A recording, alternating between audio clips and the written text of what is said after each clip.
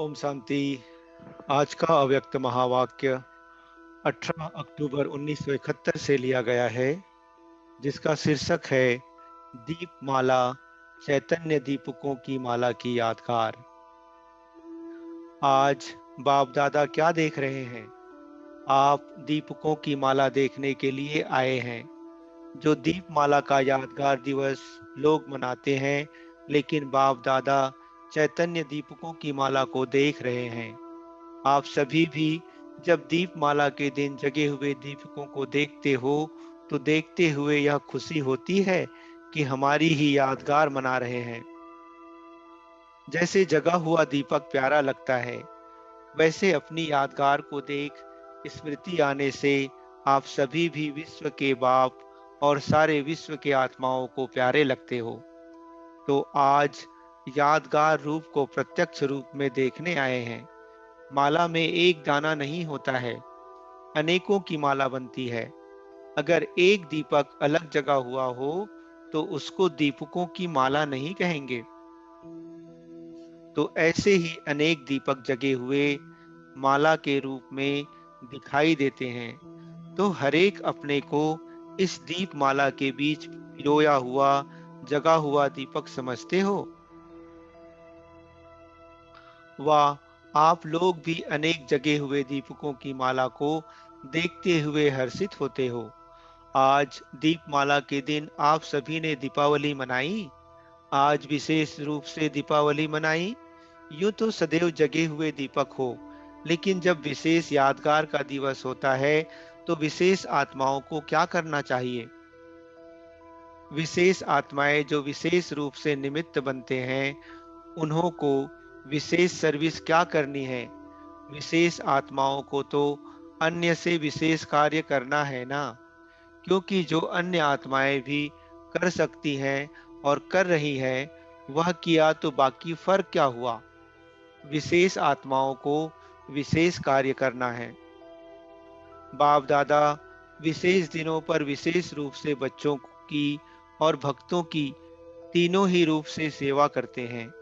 विशेष आत्माओं को खास अपने यादगार के दिन साक्षात्कार मूर्त बन साक्षात बाप दादा समान आत्माओं के प्रति अपनी कल्याण की भावना से, अपने रूहानी स्नेह के स्वरूप से, अपने सूक्ष्म शक्तियों द्वारा आत्माओं में बल भरना चाहिए।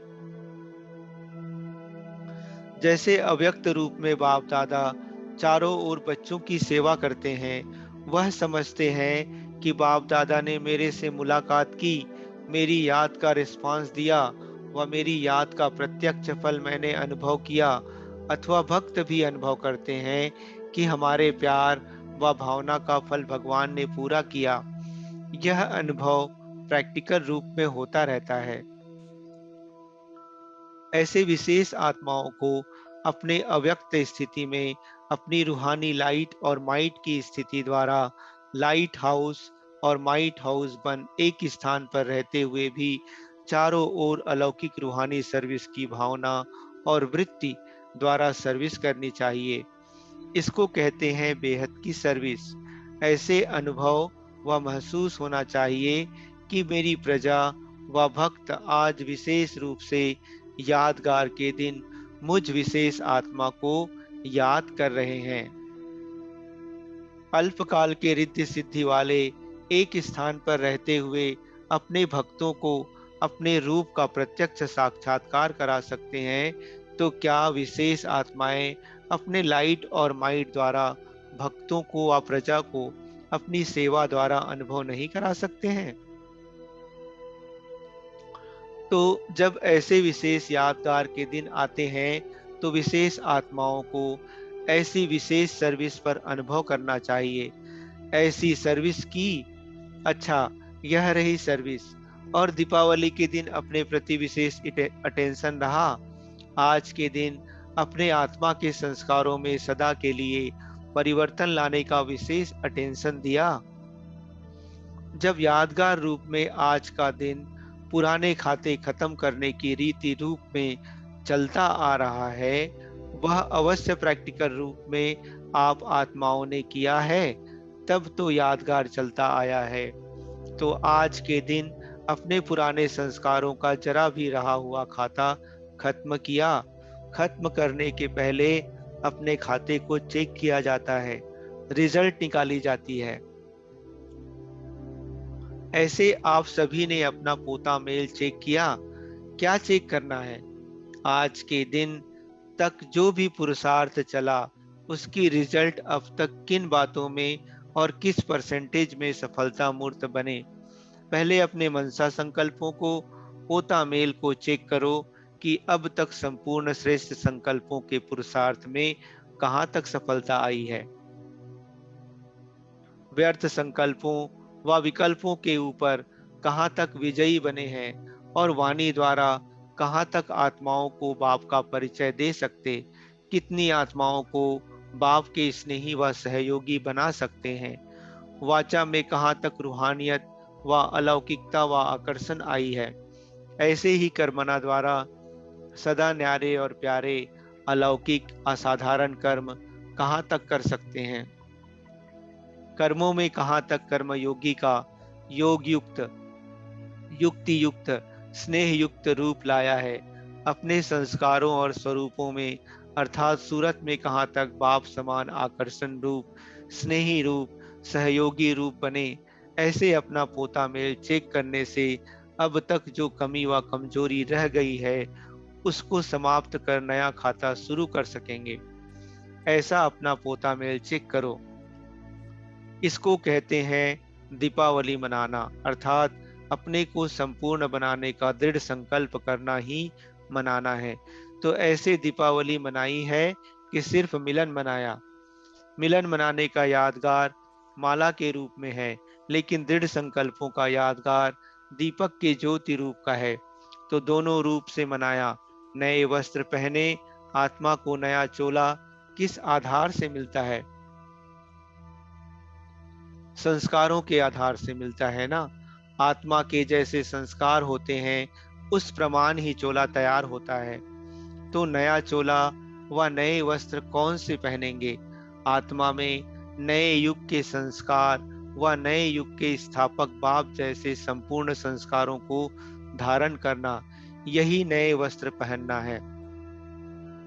शरीर में नए वस्त्र भले कितने भी पहनो, लेकिन आज की पुरानी दुनिया की नई वस्तु भी नई दुनिया के आगे पुरानी है, क्योंकि जड़ जड़ीभूत अवस्था को प्राप्त हो चुके हैं। इसलिए नए वस्त्र पहनो तो भी नए नहीं कहेंगे। सतो प्रधान दुनिया में ही सब कुछ नया है। तमो प्रधान दुनिया की चीजें सभी पुरानी हैं, असार है। तो उनको क्या नया कहेंगे? नया कहेंगे क्या? तो नया वस्त्र अर्थात अपनी आत्मा के नए संस्कार, श्रेष्ठ संस्कार धारण करना है। और क्या करेंगे? जब नए संस्कार धारण कर लिए हैं, तो पोता मेल रखने से पोताई हो जाती है ना। तो पोता मेल रखना, यही पोताई अर्थात सफाई स्वच्छता है। जैसे पोताई करते हैं तो जो भी गंदगी व कीटाणु होते हैं, वह स्वतः ही खत्म हो जाते हैं। तो जब ऐसा पोता मेल चेक करेंगे, तो जो भी कमजोरी होगी वह स्वतः ही खत्म हो जाएगी। एक दो में अपने मधुर बोल से लेन देन क्या करेंगे? जैसे दीपावली पर एक दो से खर्चा लेते हैं ना, आप लोग एक दो में कौन सी खर्ची देंगे? आपके पास कौन सी चीज है जो एक दो को खर्चा देंगे? बच्चे कहते स्नेह की खर्चा। बाबा कहते स्नेही तो एक दो के सदा के लिए हो, कि आज के दिन खास स्नेही बनेंगे। स्नेही तो हो, और इसी स्नेह की निशानी, एक दो के समीपता की निशानी दीपमाला कहा जाता है। विशेष दिनों पर विशेष खर्चा कौन सी देनी है? जो अब तक अपने पुरुषार्थ द्वारा सहज सफलता प्राप्त हुई हो व अनुभव हुआ हो, ऐसा अपने अनुभव का ज्ञान रत्न, जिस द्वारा प्रैक्टिकल अनुभवी बना सकते हो, ऐसा रत्न एक दो को खर्चा के रूप में विशेष रूप से देना चाहिए। समझा? बाप के खजाने को अपने अनुभव द्वारा जो अपना बनाया, ऐसा अपना बनाया हुआ ज्ञान रत्न एक दो को देना चाहिए, जिससे वह आत्मा भी इससे सहज अनुभवी बन जाए। यह है खर्चा। तो एक दो को ऐसी खर्चा देनी चाहिए जो सदा के लिए याद रूप बन जाए। जब ऐसा रत्न किसको देंगे तो सदा के लिए उस आत्मा को बाप के साथ आपके दिए हुए रत्न की याद जरूर रहेगी। तो किसको सदा के लिए संपन्न करने वाली खर्चा देनी चाहिए। ऐसी दीपावली मनाओ और ऐसे ही श्रेष्ठ आत्मा बन अन्य आत्माओं की श्रेष्ठ सेवा करो। आज के दिन सर्व आत्माएं धन के प्यासी हैं, तो ऐसी प्यासी आत्माओं को ऐसा रूहानी धन दो जिससे कभी भी आत्मा को धन मांगने की आवश्यकता ही ना रहे। धन कौन मांगते हैं? भिखारी। आज के दिन आत्मा भिखारी बनती है। रायल भिखारी कहो, कितने भी करोड़पति हो, लेकिन आज के दिन भिखारी बनते हैं। ऐसी भिखारी आत्मा को भिखारीपन से छुड़ाओ। यह है बेहद की सेवा। दाता के बच्चे हो ना, तो दाता के बच्चे, वरदाता के बच्चे अपने वरदान की शक्ति से, ज्ञान रत्न ज्ञान दान की शक्ति से भिखारियों को माला माल बनाओ। आज के दिन इन भिखारी आत्माओं के ऊपर विधाता और वरदाता के बच्चों को तरस पड़ना चाहिए। जिन आत्माओं को ऐसा तरस पड़ता है, उन्हों को ही माया और विश्व की ऐसी आत्माएं नमस्कार करती हैं। इसलिए अब तक भी दीपक जगाते हैं। जब लाइट जलाते हैं तो नमस्कार जरूर करते हैं। तो ऐसी ज्योति जगी हुई आत्माओं की यादगार अभी तक भी कायम है। बुझे हुए दीपक को नमस्कार नहीं करते, तो सदा जागती ज्योति बनो। ऐसी आत्माओं को बाप दादा भी नमस्ते करते हैं। अच्छा, ओम शांति।